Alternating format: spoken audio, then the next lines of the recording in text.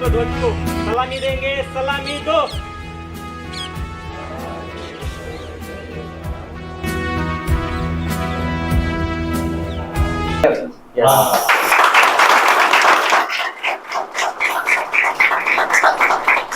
तीनही सत्रांमध्ये मिळून आपण जेवढ्या मुलाखती घेतल्या त्या सगळ्या मुलाखतींमधून फक्त गेल्या 2च वर्षामध्ये 50 पेक्षा जास्त अधिकाऱ्यांची निवड झालेली आहे। सुरू केलेला हा उपक्रम आज मला असं वाटतं की पुढे आपण वाढवत नेऊ। आपला प्रयत्न आहे की जसं धाराशिव केंद्र आहे की जिथं सुदूर ग्रामीण भाग आहे, जालना आहे, किंवा आता एक केंद्र आपण गडचिरोलीमध्ये पण देखील सुरू करणार आहोत की ज्या ठिकाणी याची नितांत आवश्यकता। इतक्या कमी कालावधीमध्ये स्पार्क अकॅडमीने अशा प्रकारची एक यशाची झेप घेतलेली आहे। मैं रहूं या ना रहूं, है ना, मेरा देश रहना चाहिए, मुझे उसकी सेवा करनी चाहिए, ये मेरा कर्तव्य है, असं ते गीत आहे ना ते। तर अशी मनीषा असणारे हजारो युवक युवती आहेत, अशांसाठी ही अकॅडमी आहे। इतका कृतज्ञ समाज, इतकी छोटी सेवा, खरं म्हणजे ते कर्तव्यच आहे। पण माझं वय त्यावेळी 26 वर्ष होतं आणि मोठी माणसं नमस्कार करतात। तर असं प्रशासनामध्ये करता येतं, याच्यासाठी प्रशासनात जाता येतं, जायचं असतं। प्रभात सर्वांना, आदरणीय प्रमुख अतिथी, सर्व मान्यवर आणि स्पर्धा परीक्षेत तयारी करणारे सर्व विद्यार्थी मित्रांनो, आज 78व्या स्वातंत्र्य दिना दिवशी मी सर्वांचं स्वागत करतो। आज स्वातंत्र्य दिनाच्या गौरवशाली दिवशी आपण एक स्पार्क अकॅडमी म्हणून एक नवीन उपक्रमाची सुरुवात करणार आहोत। तर त्यासाठी सर्वांचे साक्षीदार होण्यासाठी आपण सर्वजण इथं जमलेलो आहोत। स्वातंत्र्य मिळवण्यासाठी अनेक वीरांनी बलिदान दिले स्वातंत्र्य मिळवण्यासाठी, आणि ते पुढं चालू ठेवण्यासाठी देखील खूप जण काम करत आहोत। तर या अमूल्य स्वातंत्र्याच्या आशीर्वादाने आपण देशाची प्रगती करण्याचा देखील ध्यास घेत आहोत। तर ह्या श्री मुकुंद भवन ट्रस्ट आणि विवेक स्पार्क फाउंडेशन चे संचलित गेले 2 वर्ष स्पार्क अकॅडमी कार्यरत आहे। तर ह्याचे सर्व आपण या कार्यक्रमात आपण सहभागी आहोत। तर या कार्यक्रमाचं प्रस्तावित करण्यासाठी मी श्री स्वागतधारक सर यांना विनंती करतो।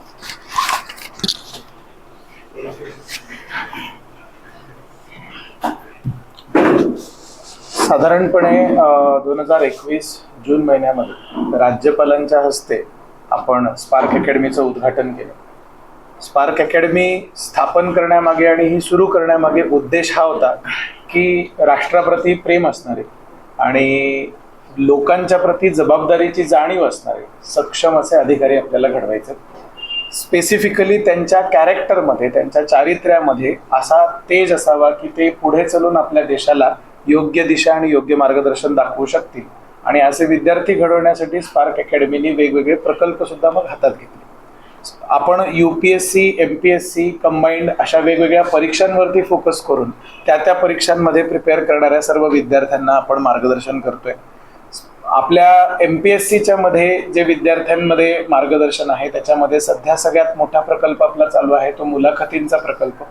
या मुलाखतीच्या प्रकल्पामध्ये आतापर्यंत आपले 3 वेगवेगळे सत्र पूर्ण झाले। 2022चे विद्यार्थी, 23चे विद्यार्थी आणि 21चे विद्यार्थी, असे 3 वेगवेगळे, आणि या 3ही सत्रांमध्ये मिळून आपण जेवढ्या मुलाखती घेतल्या त्या सगळ्या मुलाखतींमधून फक्त गेल्या 2च वर्षामध्ये 50 पेक्षा जास्त अधिकाऱ्यांची निवड झालेली आहे। या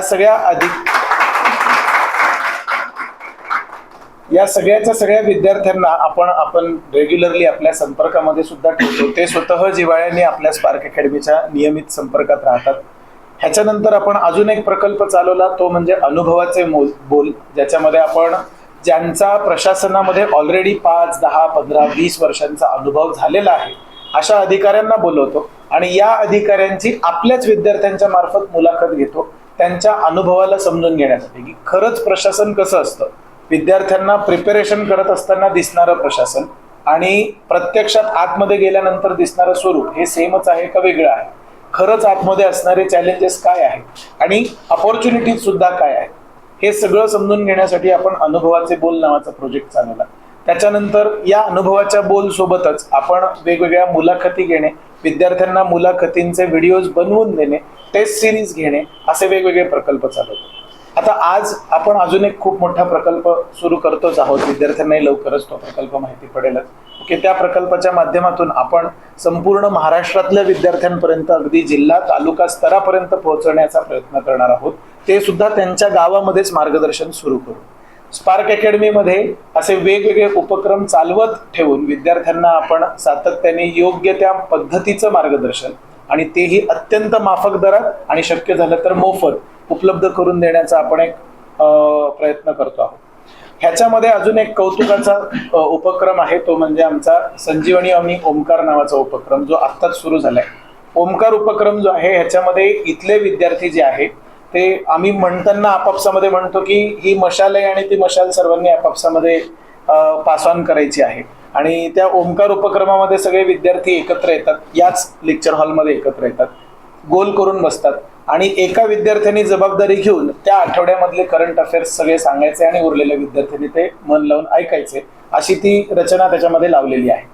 हे उपक्रम गेल्या वर्षभराच्या करंट अफेअर्स सोबत पूर्ण झाले ऑलरेडी. एक महिन्याची जबाबदारी घेऊन विद्यार्थ्यांनी 12 दिवसांमध्ये एक हेवी रिव्हिजन विद्यार्थ्यांनी स्वतःची करून घेतलेली आहे आणि आता दर आठवड्याला विद्यार्थी म्हणजे ह्याच्यामध्ये रिव्हिजन रेग्युलरली करत आहे. असे अजून पण उपक्रम आपण चालवतो. ह्याच्यामध्ये एक उपक्रम चालतो तो म्हणजे आपला दर आठवड्यामध्ये दर एक विशिष्ट दिवशी आपण सगळ्या विद्यार्थ्यांना एकत्रित करतो, त्यांच्यामध्ये त्यांचं एकत्रित ध्यानधारणा आणि थोडंसं एक आध्यात्मिक टच त्यांच्याकडे असावा, त्यांच्या मनामध्ये ती शांती असावी म्हणून देखील आपण उपक्रम चालवतो. सो असे बरेच वेगवेगळे विषय आपण विद्यार्थ्यांचे ह्याच्यामध्ये करतो आहोत.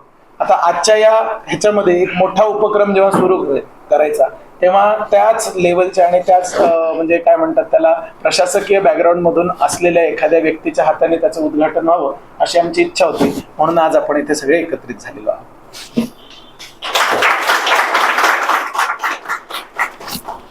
मान्यवरांचा परिचय करून देण्याआधी एक गीताच्या 2 ओळी सर्वांना सांगतो. देश से है प्यार तो हर पल ये कहना चाहिए, मैं रहूं या ना रहूं भारत ये रहना चाहिए, मैं रहूं या ना रहूं भारत ये रहना चाहिए, सिलसिलाए बाद मेरे यूं ही चलना चाहिए, मैं रहूं या ना रहूं भारत ये रहना चाहिए. अशा स्वतंत्र भारतात अनेक व्यक्तिमत्व चांगले व्यक्तिमत्व होऊन गेले. आजच्या आपल्या कार्यक्रमाला जे प्रमुख अतिथी लाभले त्यांचा परिचय करून देतो. सरांचं नाव आहे रवींद्र यशवंत वंजारवाडकर. सरांचं शालेय शिक्षण जिल्हा प्रशाला चौशाळा जिल्हा बीड इथे झाले. सरांची शैक्षणिक कारकीर्द देखील एक आहे. SSC परीक्षेमध्ये औरंगाबाद बोर्डामध्ये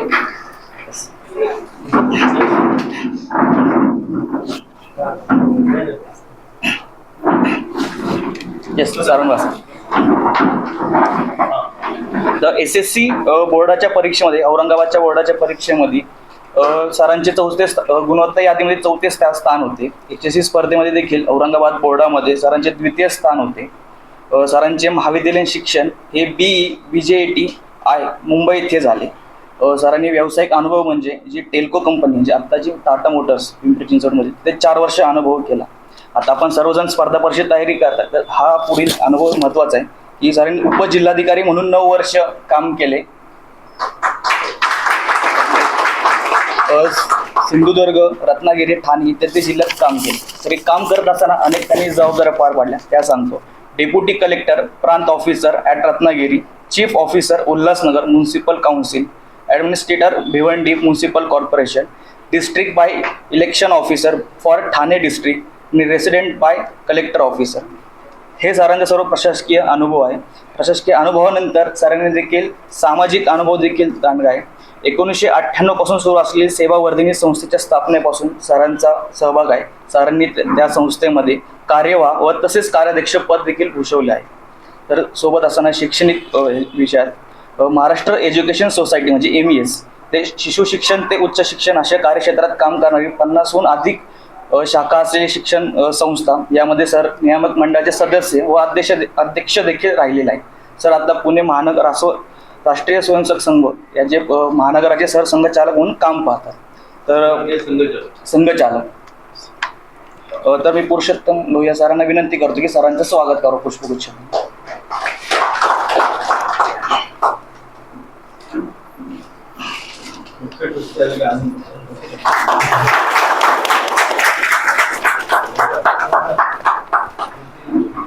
तर पुढील परिचय करून देताना सर्वांना माहिती असलं आपण ज्या वास्तूमध्ये बसतो श्री मुकुंद भवन ट्रस्ट या वास्तूमध्ये आपण रोज अभ्यास करतो.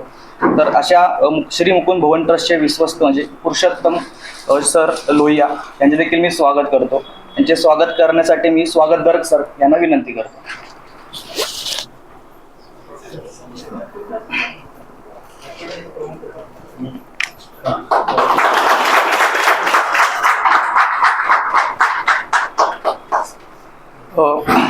त्यानंतर काही आपले संस्थेचे अधिकारी समोर बसले महेशजी पोनेरकर विवेक स्पार्क फाउंडेशनचे कार्यवाह आपल्या सर्वांना ज्ञात असले पाहिजे मी सांगतो.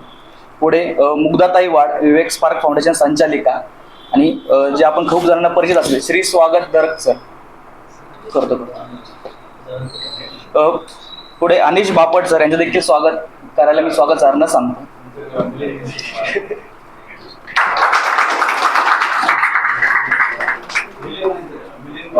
मिलिंद वाड यांचं देखील स्वागत करायचं.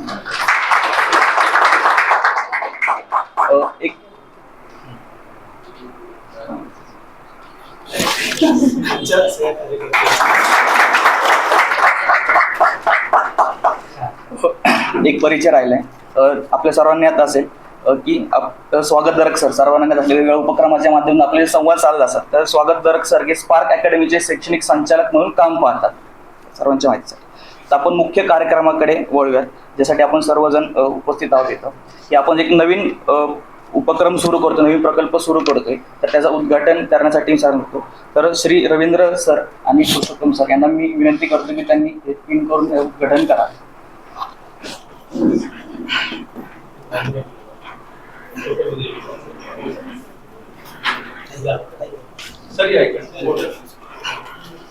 कुठे करायचं सांगा. फुल मी आहे ना त्याला फुल क्लिक करा खाली क्लिक करा खाली ट्रॅक करा क्लिक क्लिक क्लिक.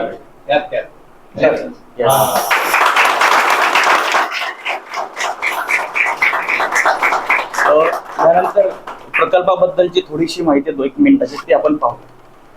किती मिनिटाचं. नमस्कार विद्यार्थी मित्रांनो. महाराष्ट्राच्या कानाकोपऱ्यामध्ये कित्येक तरुण स्पर्धा परीक्षांचा अभ्यास करतात आणि या स्पर्धा परीक्षांचा अभ्यास करणाऱ्या विद्यार्थ्यांमध्ये प्रत्येक जिल्ह्याच्या ठिकाणी तालुक्याच्या ठिकाणी अगदी गावाच्या ठिकाणी सुद्धा कित्येक तरुण MPSC UPSCचा अभ्यास करतात. या अभ्यासामध्ये त्यांना बऱ्याच शंका येतात. काय पुस्तकं वापरायची कशा नोट्स वापरायच्या कुठल्या मार्गदर्शकांना काय शंका विचारायच्या असे बरेचसे प्रश्न त्यांच्यासमोर असतात.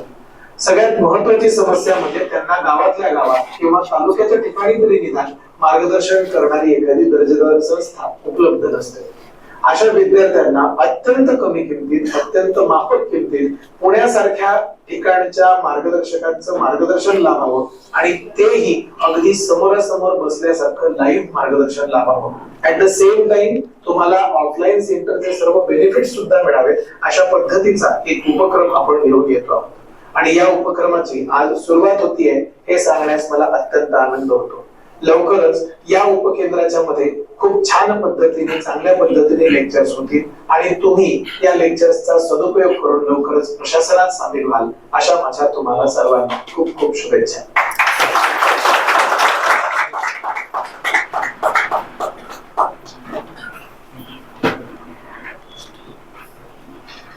हे पाहत असताना आपण पाहू शकतो ही आपली वेबसाईट आहे. वेबसाईटच्या माध्यमातून जिथं आपण सध्या 3 ठिकाणी हा उपक्रम सुरू करण्यात आपली स्पार्क अकॅडमी पूर्व पुणे सुराज्य सर्वांगीण विकास इथे वडगाव शहर इथे आणि धाराशिव मध्ये असे आहे. आणि एकूण आपण आतापर्यंत 10 जिल्ह्यांमध्ये आपलं बोलणं झालेलं आहे. एकूण पुढच्या 1 महिन्याभरात 10 जिल्ह्यांमध्ये देखील हा उपक्रम सुरू व्हायच्या प्रयत्नात आहोत आपण.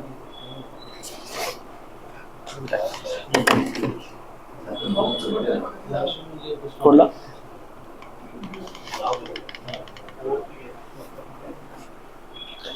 एक परिचय करून देतो. शरद सारडा सर आत्ताच आले आहेत. माहेश्वरी समाज राम मंदिराचे विश्वस्त महेश सरांना मी विनंती करतो की त्यांचं स्वागत करावं.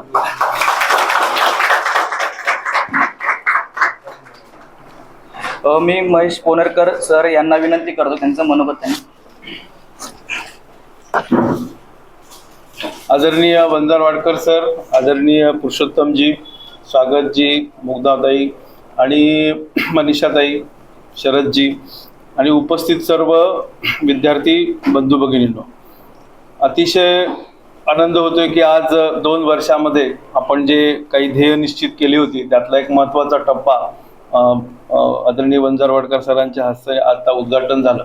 आपण जेव्हा स्पार्क अकॅडमीची सुरुवात केली किंवा जेव्हा संकल्पना मांडली आणि पहिल्या दिवशी जेव्हा कोश्यारीजींनी याचं उद्घाटन केलं तेव्हाच आपण असं म्हटलं होतं की ही अकॅडमी ही एक ऊर्जा केंद्र म्हणून काम करेल आणि ती ज्याला शब्द मार्केट वापरला जातो, मार्केटमध्ये जे काही क्लासेस चालतात किंवा हे चालतात ते असतात, दर्जेदारच असतात, त्याचे काही कारण नाही त्यांना हे करायचं, परंतु त्याचा उद्देश आणि याचा उद्देश थोडासा वेगळा असेल.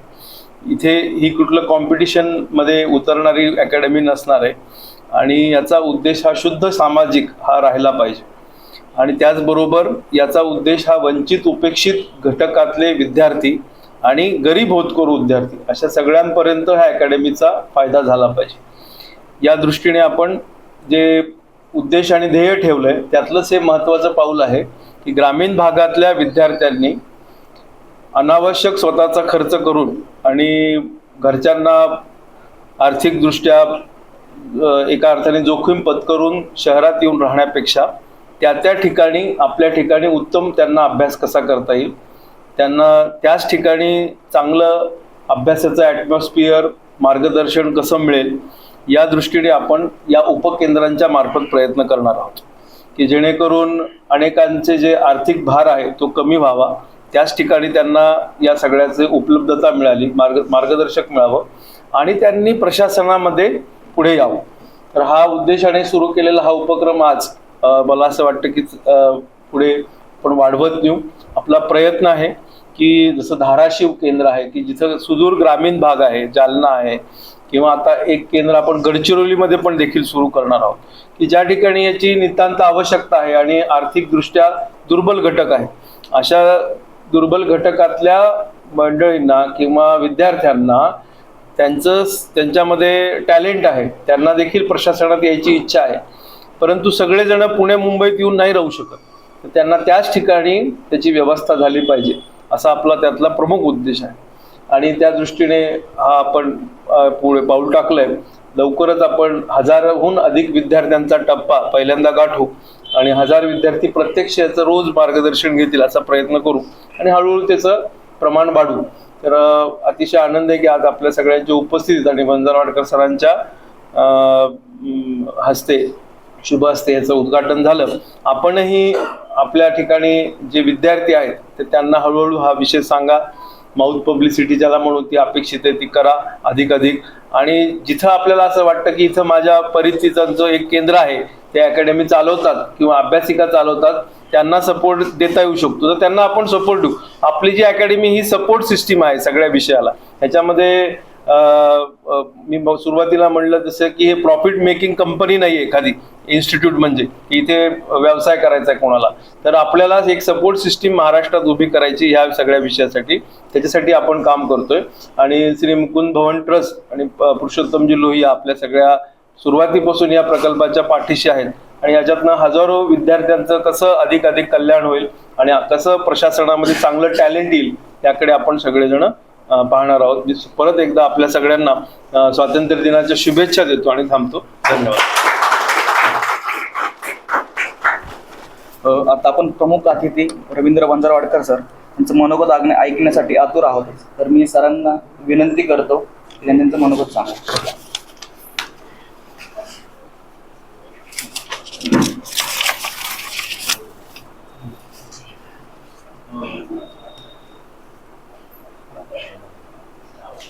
आपल्या देशाच्या राष्ट्रजीवनामधला आजचा खूप महत्त्वाचा दिवस आहे. आज स्वातंत्र्य दिन आहे आणि त्यानिमित्ताने आपण आपल्या तिरंगा ध्वजाला नमन करून, राष्ट्रगीत गाऊन आणि एकमेकांना स्वातंत्र्य दिनाच्या हार्दिक शुभेच्छा देऊन आपण प्रतिवर्षीप्रमाणे याही वर्षी अत्यंत उत्साहामध्ये तो साजरा करतो आहोत. संपूर्ण देशभर आणि जगभरामध्ये या भारताच्या स्वातंत्र्याचं मूल्य जाणणारे जे सगळे मंडळी आहेत, तर त्यांना सुद्धा आज आनंद आणि अभिमान वाटत असेल. या इतक्या महत्वाच्या राष्ट्रजीवनाच्या दिवशी स्पार्क अकॅडमी आणि मुकुंद भवन ट्रस्ट यांच्या संयुक्त विद्यमाने सुरू असलेल्या स्पार्क अकॅडमीचे आज 2 उपकेंद्र सुरू होत आहेत. एक मी ज्या जिल्ह्यामध्ये माझं गाव आहे धाराशिव, तिथे भूम नावाचं एक तालुका आहे आणि त्याच्याजवळ एक वंजारवाडी नावाचं गाव आहे. वंजारवाडकर राव तिथून आलेले आहे. तिथे केंद्र सुरू होते. आणि दुसरं ज्या प्रकल्पाचा मला स्वतःला परिचय आहे, सुराज्य सर्वांगीण विकास प्रकल्प, अतिशय गरीब वंचित घरांमध्ये मुलं, किशोरवयीन मुलं मुली, युवक, माता भगिनी यांच्या विकासासाठी काम करणारी ती संस्था आहे. माझं तिथे जाणं होत असतं बऱ्याचदा. तर तिथे एक उपकेंद्र सुरू होत आहे. इतक्या कमी कालावधीमध्ये स्पार्क अकॅडमीने अशा प्रकारची एक यशाची झेप घेतलेली आहे. यासाठी मी स्पार्क अकॅडमीच्या सर्व प्रमुख मुग्धाताई, मनीषाताई, महेशजी, पुरुषोत्तमजी, स्वागतजी, आपल्या सर्वांना मी हार्दिक धन्यवाद देतो आणि आपल्या सर्वांचं हार्दिक अभिनंदन पण करतो.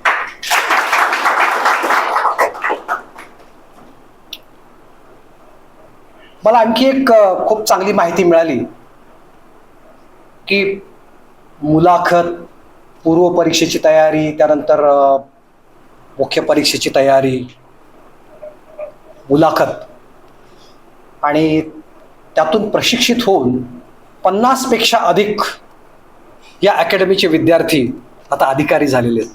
मी जसा होतो तसे आपणही झालेला आहात आणि त्यांच्याकडून प्रेरणा घेऊन आपण सगळेजण अधिकारी होणार आहात, अशी पण मी आजच्या या निमित्ताने आपल्या सर्वांना शुभेच्छा देतो.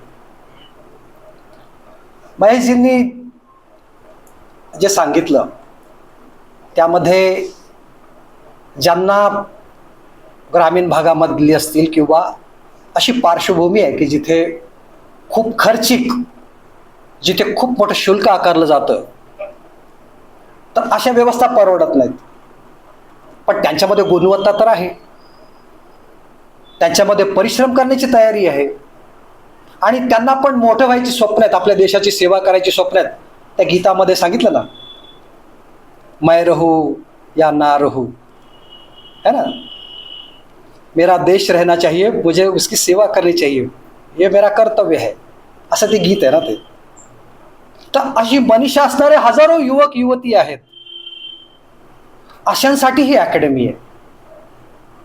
त्यामुळे तिचं अधिष्ठान हे सामाजिक आहे आणि राष्ट्रीय अधिष्ठान आहे. आणि तुम्ही सर्व अतिशय उत्साहाने त्यात सहभागी होत आहात. मी आपलं पण यासाठी मनापासून अभिनंदन करतो. माझाही प्रशासनातला अनुभव आहे. मी अभियांत्रिकीचं शिक्षण घेतल्यानंतर टाटा मोटर्स, तेव्हाची टेल्को, तिथे नोकरी करत असताना मी पण ग्रामीण भागातून आल्यामुळे मलाही आपण काहीतरी व्हायला पाहिजे. कारण आमच्या शाळेमध्ये जेव्हा 10वीच्या परीक्षेचा ते गुणवंत विद्यार्थ्यांचा सत्कार असतो ना, आपण सगळेजण तो अनुभवतो. तर त्यावेळी जिल्हाधिकारी आले होते त्या शाळेमध्ये.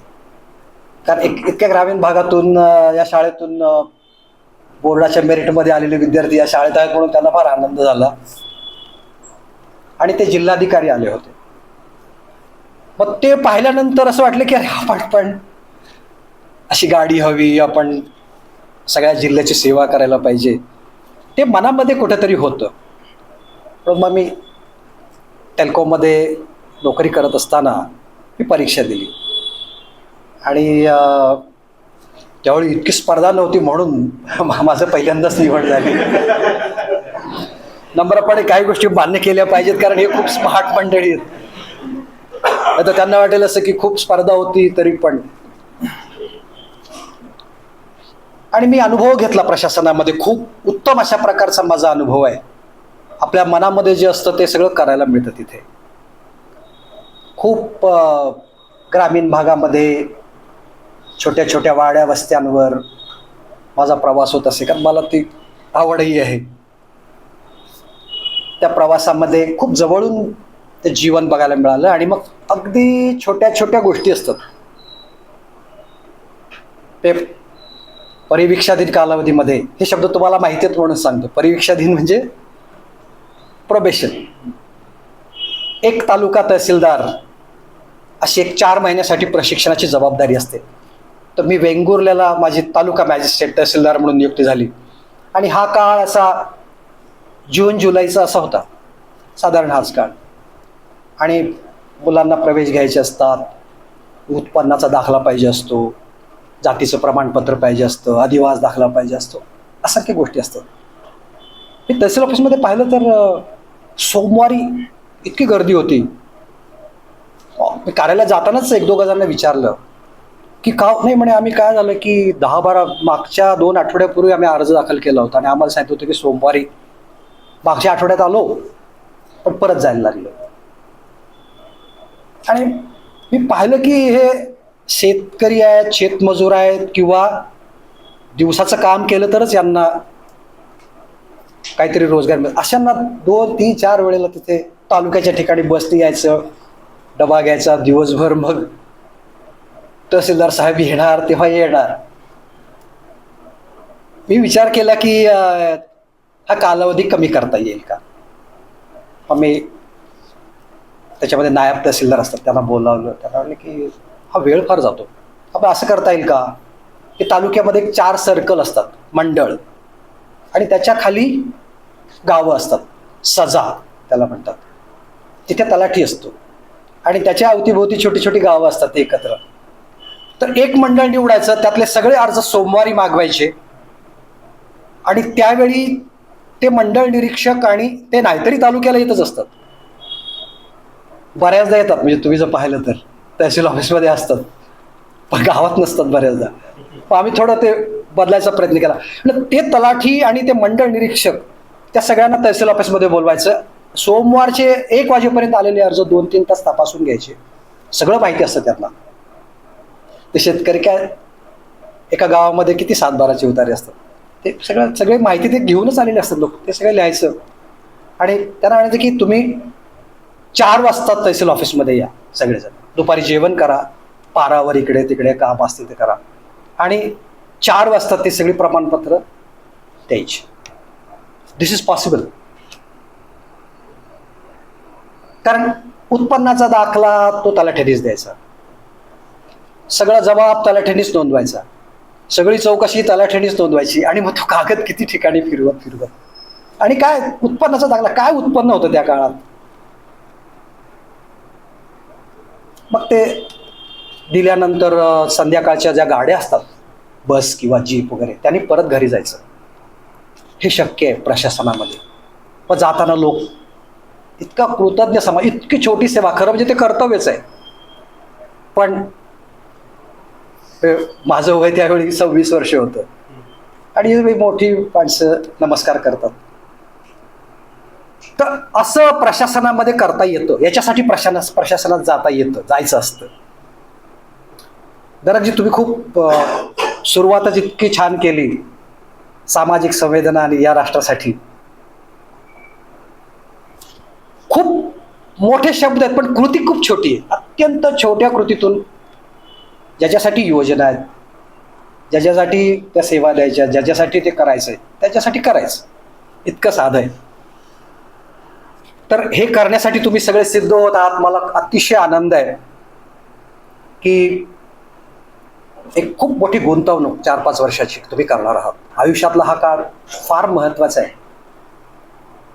तर तुम्ही इथे थांबून वेळ देणार आहात, वाचन करणार आहात आणि आई वडील दूर असतील तिथपासून लांब राहून, तसं अवघडच आहे. म्हणजे एकूण ह्या परीक्षेचं चक्र. म्हणजे आमच्या वेळी असं झालं होतं की मुलाखत आज होईल, पुढच्या वेळी होईल, पण या सगळ्यातून आता 20 ऑगस्ट रोजी आपली पूर्व परीक्षा होणार आहे. त्यामुळे आपल्या सर्वांना मी मनापासून हार्दिक शुभेच्छा देतो आणि आपण सर्वजण त्यामध्ये यशस्वी होऊन पुढचा जो सगळा काळ आहे मग मुख्य परीक्षेची तयारी करायची आणि त्यामध्ये परिश्रम घेऊन अभ्यास करून मनापासून यशस्वी होऊन मुलाखत देऊन मग आपल्याला हवं तिथे अधिकारी व्हायचं. यामध्ये 3 भाग आहेत. एक आहे पूर्व परीक्षा, त्याचा अभ्यासक्रम आहे आणि मी माहिती घेत होतो. दरगजी आणि मनीषाताई मला माहिती देत होत्या. स्पार्क अकॅडमीने तुमच्यासाठी जे उपलब्ध करून ठेवलं आहे ना ते खरंच बहुमोल आहे. त्यामध्ये सामान्य ज्ञानाचे वेगवेगळे कॅप्सूल्स आहेत आणि इथं अभ्यासिका आहेत, सगळे पुस्तक आहेत, मार्गदर्शक आहेत, ज्यांना अनुभव असणारे मंडळी इथे येतात. स्वतः दीक्षित सर एक आपल्या देशामधले एक आदर्श प्रशासकीय अधिकारी ज्यांना म्हणता येईल, अशांचं मार्गदर्शन एखाद्या अकॅडमीला लाभलं पहिल्यापासून, ही खूप मोठी भाग्याची गोष्ट आहे. मग मुख्य परीक्षा, मग मुख्य परीक्षा लिहिणं, तो जो काळ आहे ना मुख्य परीक्षा लिहिण्याचा, तो फार महत्त्वाचा असतो.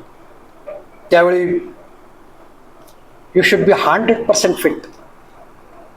खूप जागरणं त्याच्या अगोदर, खूप अभ्यास, असं न करता आपण जे केलं त्याचं एक चिंतन, आपण काय लिहू शकतो, कुठल्या प्रश्नाचं निबंध कसा लिहू शकतो, सामान्य ज्ञानावरची उत्तरं कशी देऊ शकतो आणि तुम्हाला जो विषय निवडायचा आहे त्यामध्ये कसं करू शकतो, यासाठी ओंकार साधना आपण जे म्हटलं ना तसं तो काळ आहे. तो आपण जे सगळं केलंय मागचे वर्ष 2 वर्ष ते आता प्रत्यक्ष उतरवायचं आहे.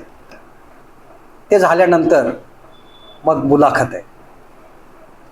मुलाखतीचं कौशल्य याचं प्रशिक्षण मिळेल. परंतु आपण जे सगळं अनुभवलंय आतापर्यंतचं, तुमच्या संस्था भेटी आहेत, सेवा वस्तीला भेट आहे, ग्रामीण जीवनाला भेट आहे, तुम्ही अवतीभोवती ज्या सगळ्या गोष्टींचं निरीक्षण करत आहात, असं सगळं केल्यामुळे ते आपल्याला जे माहिती आहे, आपण जे अनुभवलंय ते सहज सोप्या नम्रपणाने एक जसा संवाद उलगडत जातो अशी जर आपण मुलाखत दिली, काही इम्पोज करायची गरज नाही, काही ॲग्रेसिव्ह व्हायची गरज नाही, सहज जर आपण सांगत गेलो तर लक्षात येतं याची विषयाची तयारी आहे, त्यांना समाज जीवनाचा अनुभव आहे, याला समाजाची सेवा करायची याच्यामध्ये उर्मी आहे, संस्कार आहे समाजाचा आणि राष्ट्रभक्तीचा, याची निवड व्हायला पाहिजे असं मग समोरच्यांना वाटतं आणि आपली निवड होते. आणि निवड झाल्यानंतर मग आपल्यासमोर इतकं मोठं क्षेत्र उभं राहतं. मी माझ्या परीक्षेच्या वेळी 2 विषय निवडले होते. एक होता इतिहास, मला लहानपणापासून खूप आवडतो. माझे वडील प्राथमिक शिक्षक होते पण ते इतिहास भूगोल शिकवायचे, त्यामुळे त्यांनी शिकवलेला तो इतिहास, छत्रपती शिवाजी महाराजांचं 4थीत छत्रपती शिवाजी महाराजांवर काही पाठ होते. तर तेव्हापासून, आणि आईनी पण रामाच्या कृष्णाच्या कथा सांगितल्या होत्या, त्यामुळे माझ्या मनावर आपल्या देशाचा इतकी प्राचीन परंपरा आहे आणि आपला इतिहास हजारो वर्षांपासूनचा आहे हे माझ्या तेव्हापासून हळूहळू लक्षात येत होतं. आणि मला असं वाटलं की मग आपण आपल्या आवडीचा जो विषय आहे, नॉट मेकॅनिकल इंजिनिअरिंग, हिस्ट्री, ते केलं. कारण सगळेजण बोर्डात दुसरं आलं की तिकडे जायचं असं ते होतं, पण मला त्याचा उपयोग खूप झाला. मी इतिहास निवडला आणि दुसरा विषय लोकप्रशासनात जायचं होतं, मग त्याची माहिती मिळावी म्हणून मी लोकप्रशासन विषय निवडला. त्यावेळी तो उपलब्ध होता, आता आहे की नाही माहिती नाही. मग त्याचा अभ्यास करत असताना माझ्या असं लक्षात आलं की आपण जी गुंतवणूक करत आहात ना ती काय आहे ते मी सांगतो आपल्याला. आपण केवळ आपल्याला जी क्रमिक पुस्तकं आहेत, पाठ्यपुस्तकं आहेत, याच्या पलीकडे जाऊन त्या विषयांचा अभ्यास जर केला तर आपल्या लक्षात येईल की आपण कोणत्या समाजाची सेवा करणार आहोत, त्याची सांस्कृतिक वीण काय आहे, हा समाज किती श्रेष्ठ परंपरा जगतो हे लक्षात येईल. कोणताही विषय घ्या तुम्ही. मी इतिहासाचं अध्ययन करत असताना तुम्ही कुठलाही विषय घ्या, परंतु त्यामध्ये हळूहळू ही जी गुंतवणूक आहे ती आत्ता आणि पुढच्या कालावधीमध्ये तुम्ही करणार आहात. मग लक्षात येतं की आपण नेमकं प्रशासनामध्ये आपली भूमिका काय आणि आपण काय नेमकं केलं पाहिजे.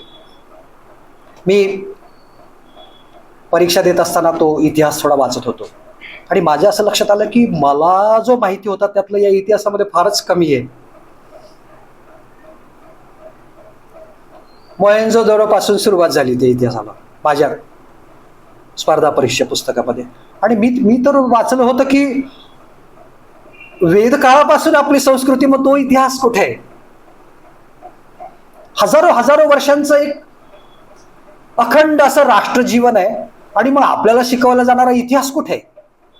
म्हणून मी तो अभ्यास करत गेलो आणि माझं असं लक्षात आलं की मोहेंजोदडो आणि हडप्पा हे ते सिंधू नदी आणि तिथे आहेत, पण त्यानंतरची जी उत्खनन आहेत ती सगळी हरियाणा, राजस्थान, गुजरात, खंबातचा आखात खालपर्यंत मध्य प्रदेश, असं इतकं विस्तीर्ण प्रदेशामध्ये म्हणजे आज 1947ला जे विभाजन झालं हिंदुस्थानचं, त्यातला काही भाग आज पाकिस्तान म्हणून ओळखला जातो.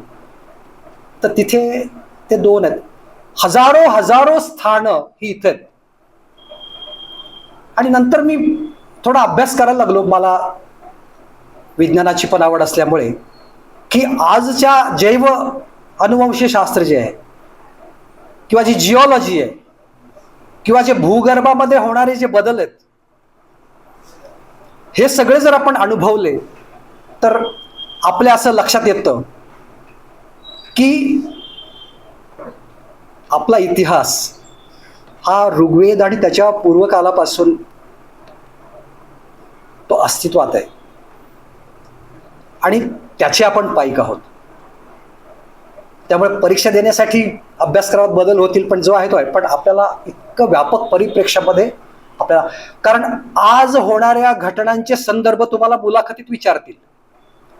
समाजशास्त्र असेल, आणखी कुठे कृषीशास्त्र असेल, तर मुलाखतीमध्ये आजचे संदर्भ विचारतील आणि आजच्या सगळ्या घटनांचे संदर्भ प्राचीन काळापासून आपल्या समाज जीवनामध्ये आपल्याला सापडतात. तसं विश्लेषण आपल्याला करता यायला पाहिजे. मुख्य परीक्षेमध्ये पाठ्यक्रम, मुलाखतीमध्ये हे सगळं अवांतर वाचन आपल्याला उपयोगामध्ये येऊ शकतं. आपण सगळे प्रशासकीय अधिकारी होणार आहात आणि मी इतिहासाचा संदर्भ म्हटला तर ऋग्वेदाकडे कसं पाहिलं जातं? कसं पाहिलं जातं सांगा. हा सांगा ना. मी जेव्हा पाहिलं की आपला इतिहास जर इतका प्राचीन आहे आणि तो जर सगळ्यात आद्य ग्रंथ असेल तर तो काय आहे? मी इतिहास MPSCचा इतिहासाचा अभ्यास करत असताना मी हा करत होतो पॅरलली, आणि मला मुलाखतीमध्ये हा प्रश्न विचारला होता की तुम्ही इतिहास का विषय निवडला. तर मी त्यांना सांगितलं की मला जे लहानपणापासून लक्षात आलं त्या इतिहासाचा अभ्यास करण्यासाठी मी इतिहास विषय निवडला होता. मला MPSCच्या इतिहासामध्ये हायेस्ट मार्क मिळाले ते पाठ्यपुस्तकातल्या, परंतु या इतिहासाच्या सगळ्या आणि समाजशास्त्राच्या आणि समाज जीवनाच्या अभ्यासामुळे, ग्रामजीवनाच्या अभ्यासामुळे मला मुलाखतीमध्ये पण चांगले गुण मिळाले. मी आपल्याला 2 मिनिटांमध्ये ऋग्वेदाबद्दल सांगतो. ऋग्वेदामध्ये सूक्त आहेत छोटी छोटी, उषा सूक्त आहे. सूर्योदय होण्यापूर्वी जे असतं ना, सगळी अशी सुंदर लाली येते आणि तो जो काळ असतो ग्रामीण जीवनामध्ये बघा, शेतकरी बैलजोडी घेऊन, मी मोठ हाकलेली आहे म्हणून सांगतो, लहानपणी माझ्या आजोळी विहीर होती, मळा होता आणि बैलाने मोठेचं पाणी, ते अगदी पहाटे झुंजू मुंजू असं म्हणतात त्याला, ग्रामीण भागातल्या मुलांना माहिती असेल.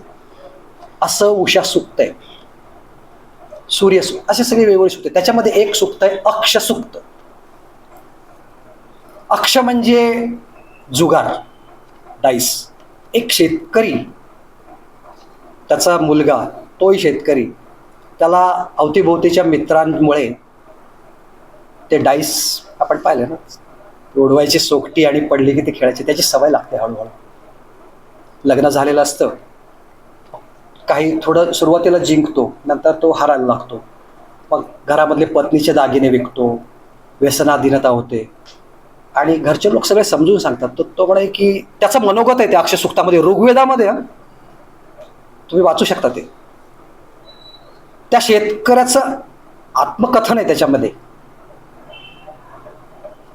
तो म्हणतो की मी कधी कधी सांगण्यावरून, माझ्या पत्नीच्या सांगण्यावरून, पण आता लोक कर्ज झाल्यामुळे माझ्या मागे लागतात म्हणून मी रात्री येत असे, थोडा वेळ परत जात असे. घरामध्ये दैन्यावस्था आली आणि तो म्हणतो की मी थांबतो परत जातो तिथे, माझं घर पूर्ण होतं.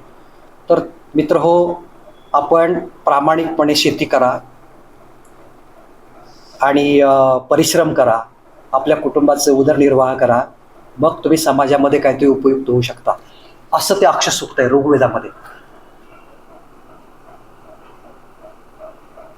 मी माझ्या मुलाखतीमध्ये सांगितलं त्यांना की मला हे जे पाहिलंय, वाचलंय, तर ऋग्वेद आणि उपनिषद, महाभारत, रामायण, भगवद्गीता, तिरुकुरल, गुरुवाणी, दासबोध, ज्ञानेश्वरी, गाथा, याच्यामध्ये खूप मोठं समाज जीवनाचं हजारो वर्षांपासूनचं संचित दडलेलं आहे. त्यात अर्थशास्त्र आहे, त्यात समाजशास्त्र आहे, त्यात ज्ञानविज्ञान आहे, त्यात आरोग्य आहे, त्यात धर्म आहे, त्यात अध्यात्म आहे. व्यक्ती जीवनासाठी असणाऱ्या एक खूप मोठं विजडम हे अवांतर वाचनातून आपल्याला मिळवता येतं. विषय तर करायलाच तुम्ही, का 4-5 वर्ष एक प्रयत्न करावा लागेल, कदाचित दुसरा प्रयत्न करावा लागेल, हताश न होता करायचं. पण या काळातली जी गुंतवणूक आहे आपली, तर तुम्ही काही व्हा आयुष्यामध्ये, पोलीस अधिकारी व्हा, महसूल अधिकारी व्हा, सेल्स टॅक्समध्ये जा, उद्योग व्यापार करा, उत्तम गृहिणी व्हा, अशा प्रकारची संस्था चालवा, मुग्धाताई आणि मनीषाताई, काहीही करा. पण एक आपला जो व्यक्ती म्हणून जो आधार आहे आपला व्यक्ती जीवनाचा, तर या कालावधीमध्ये आपण ती गुंतवणूक करून आपण त्याचा सगळा असा अभ्यास केला पाहिजे. अजून एक छोटी गोष्ट सांगतो इतिहासामधली. मी एकदा पंजाबचा प्रवास केला होता आणि त्यावेळी मी बऱ्याच गोष्टी पाहिल्या. मी काल दूरदर्शनवर एक छोटी लघुफिल्म पाहत होतो, विभाजन विभीषिका स्मृती दिवसाची. हा शब्द गुगल करून बघा आणि दूरदर्शनवर दाखवलेली चित्रफित पहा. आपल्या देशाचं जे स्वातंत्र्य आहे, ज्या बलिदानातून क्रांतिकारकांनी या वयामध्ये अशा आपल्या जीवनाचा होम केलेला आहे. आपले स्वातंत्र्य सैनिक लढलेत आणि केवळ हा काळ नाही, हजारो वर्षांपासून जी आक्रमणं झाली त्या विरोधात युवक आणि आपल्या समाजानं बलिदान, तेव्हाही स्वातंत्र्य मिळालंय आपल्याला. स्वातंत्र्य समर आणि तिथपासूनचा पुढचा काळ आणि त्याही पुढचा काळ म्हणजे मग हैदराबाद विलीन झालं, मग गोवा, मग दादरा नगर हवेली चालूच आहे. हे स्वातंत्र्य टिकवण्याची जबाबदारी वेगवेगळ्या क्षेत्रामध्ये पुढच्या 25 वर्षामध्ये म्हणजे 2047 त्यावेळी तुमच्यावर आहे.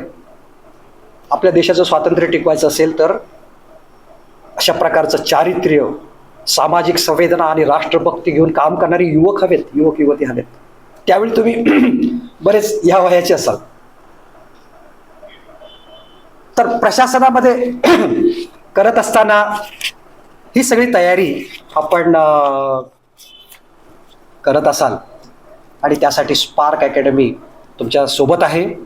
त्याचा अतिशय चांगला उपयोग आपण करून घ्यावा आणि आपल्याला जे काही करायचं आहे आयुष्यभरामध्ये तर ते अतिशय प्रामाणिकपणे, सकारात्मकतेनं आणि स्वतःमधली प्रेरणेची ज्योत तेवत ठेवत करायचं आहे. स्वतःचा विवेक जागृत ठेवायचा आहे. काय बरोबर आहे काय नाही, मी काय केलं पाहिजे. इथे जे मिळणारे संस्कार आहेत त्याचं नेहमी स्मरण ठेवून त्याची कृती प्रशासनामध्ये किंवा अन्य ज्या क्षेत्रामध्ये आपण जाल. फक्त एकच शेवटचा मुद्दा सांगतो की प्रशासनात काम केलं, कॉर्पोरेट्समध्ये काम केलं, स्वतःचा व्यवसाय करतो, NGO मध्ये काम केलं, सर्व क्षेत्र चांगली आहेत. All are equally good. सर्व क्षेत्रांचं योगदान आहे आपलं आपलं. त्यामुळे आपण प्रशासनात जा यासाठी मी हार्दिक शुभेच्छा देतो. आपण ज्या क्षेत्रात जाल त्यामध्ये उत्तुंग यश मिळवत स्वतःचं आपण राष्ट्रजीवनामध्ये भरीव योगदान द्याल अशा प्रकारची मी शुभेच्छा देऊन माझं मनोगत.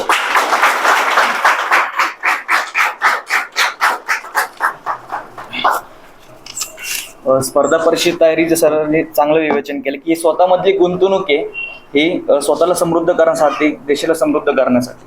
आता आपण आपल्या कार्यक्रमाचा समारोप सामूहिक वंदे मातरम् म्हणून करूयात. सर्वांना विनंती करतो की जागेवरती उभे राहा.